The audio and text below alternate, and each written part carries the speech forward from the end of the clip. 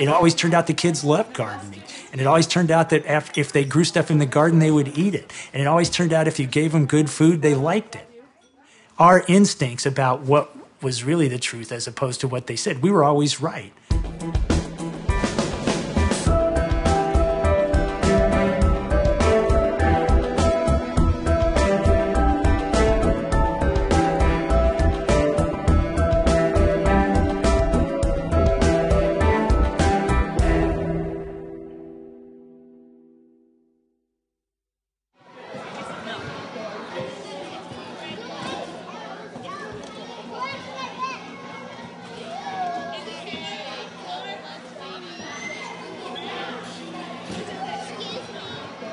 Face it, if you're a mom, the umbilical cord is never cut.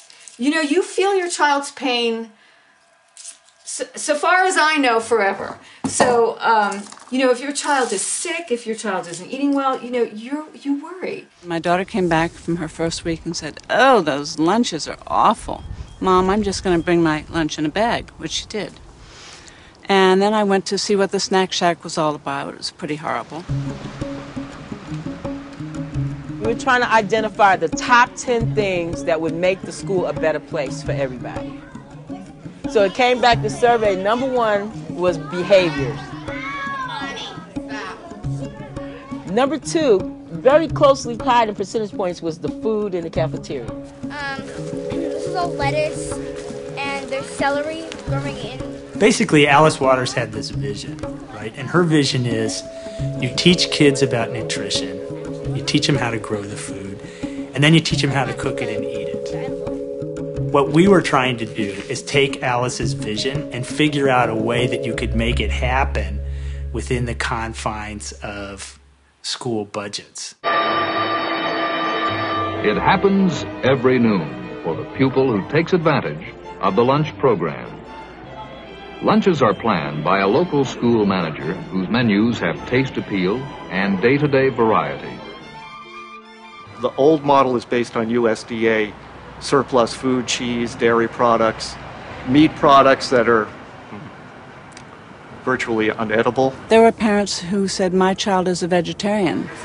You've got to offer a vegetarian meal every day."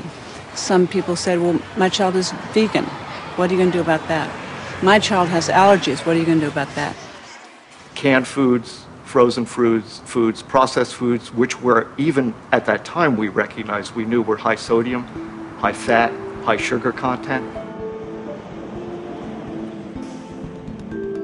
We went to the neighborhoods around here, and 10 years ago, right on Sacramento is a perfect example. From Dwight Way to Alcatraz, there were 9 liquor stores. 9, there were only 1 grocery store. Now, I saw an opportunity to organize these kids around our whole idea of improving your nutrition, improving your physical health, which will improve your mental health, which will improve your academic standards. So we started having these meetings and discussing these issues. Eric wanted to do breakfast at Oxford. I said I'd help him. Bibo made vegetable soup, organic vegetable soup with bread every Friday.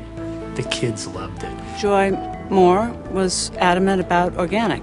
I had a food fair tasting, and the kids got to taste and rank all the different foods that we were going to offer in the lunch and after school program.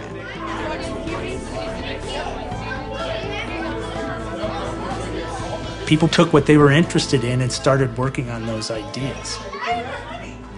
Doing these experiments, showing it would work, going to the school board over and over again. And we hashed out this policy. Then the board adopted it.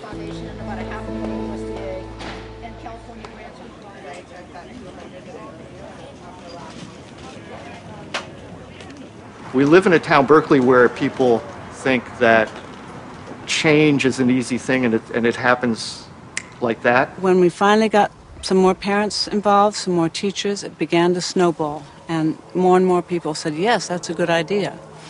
But we kept slugging those first 4 years. That was really hard. The challenge is to build something that is sustainable and is systemic. And that's what we worked for.